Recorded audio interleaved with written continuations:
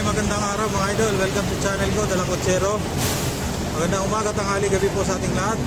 Sa lahat po, Luzon, Visayas, Mindanao, pati po yung nasa bayang dagat. Mag-ingat po tayo, lalo na dito sa Pilipinas na nakakaranas tayo ngayon ng bagyo. So mag-iingat po tayo, lalo yung mga malalapit po sa delikadong lugar na mabilis magbaha o tumaas ang tubig. Medyo alerto lang po tayo. So pag-ingatan natin ang buhay natin. Sa mga naapektuhan, tayo mag-ingat. So welcome sa channel ko. So nandito po tayo ngayon sa Apelo Cruz, sa Pasay, kung saan itong nasa harapan ninyo na nababakuran ng lumang yero. Ito po yung dating terminal ng Beltranco na pinagiba. So magtaon na pong dumaan. Ngayon nandito tayo uli para i-cover natin kasi ating nabalitaan na ito ay mabubuksan na muli. So tingnan natin, dahil nagsisimula na silang maglinis at babalik po ang terminal dito na Beltranco. Sa pangunguna po yan ni Mr. Olivar Mr. Olivar Jose Jesse de la Calzada, na siya yung presidente ng Union ng Beltranco. So ngayon ating tanungin at magandang balita ito sa mga mananakay ng Beltranco, lalo ngayon magkakaroon ng okasyon. Video. So kusapin lang natin.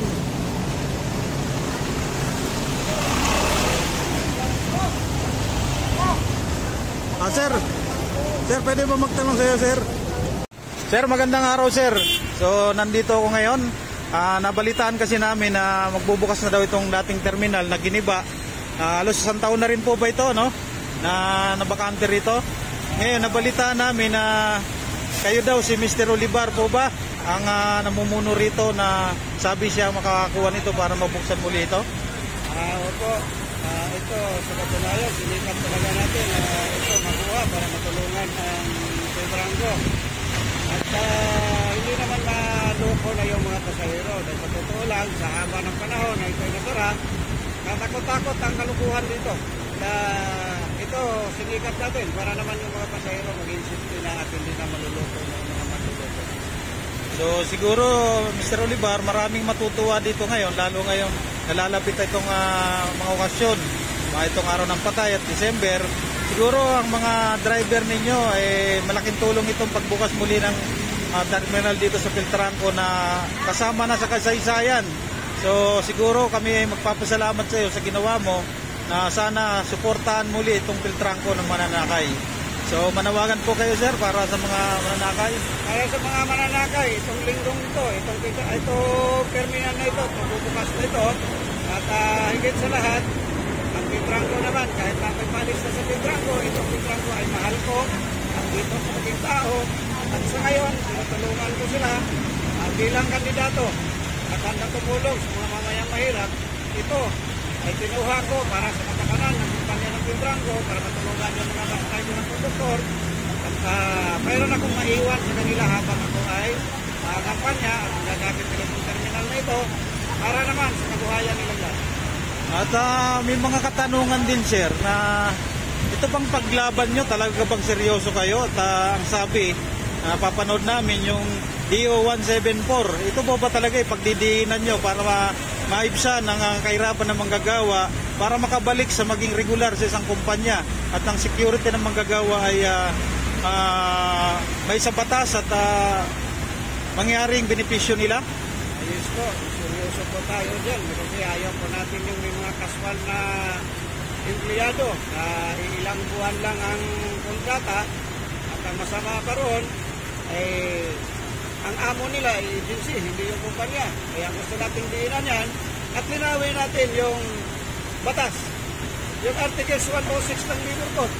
Linawin natin kasi malinaw naman yan na ang isang empleyado ay dapat maging empleyado sa kumpanya, ito naman ay magiging regular siya. At yun ay kailangan nating diinan.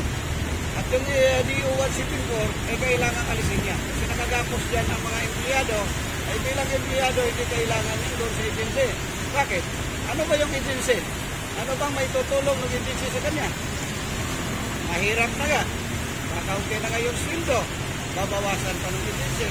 mas maganda kung yung sweldo ng empleyado ganito natin doon sa empleyado hindi dadaan sa agency. Kasi pagiging regular at kung ano mang kahinatan, kung ang kumpanya naman ay hindi maganda pamalakad at pagsara, mayroon sa security of tenure, mayroon sa hahabulin, yung property ng kumpanya mapupunta sa empleyado na hindi naman masalaula yung servisyo ng empleyado at mayroon siya nahabulin na company. Hindi yung nahabulin na agency, nahilitan pa ng lamisa, hindi na natin malaman kung saan natin hahabulin.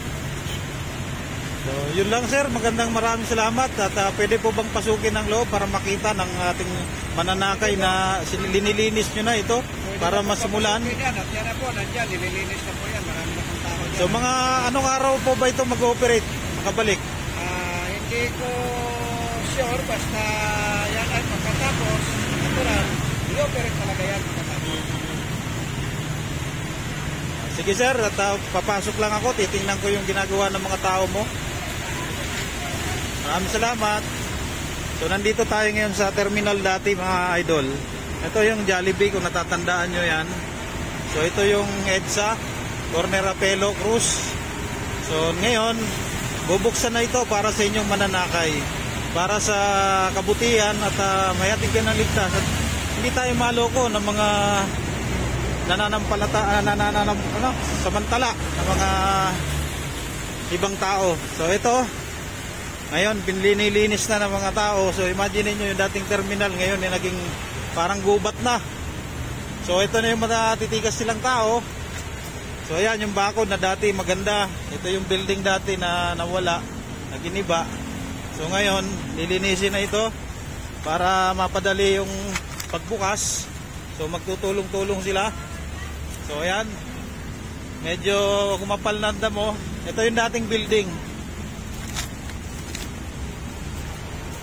So dito pumapasok ang mga bus. Ngayon ito ngayon. So tinubuan na ng puno ng aratilis.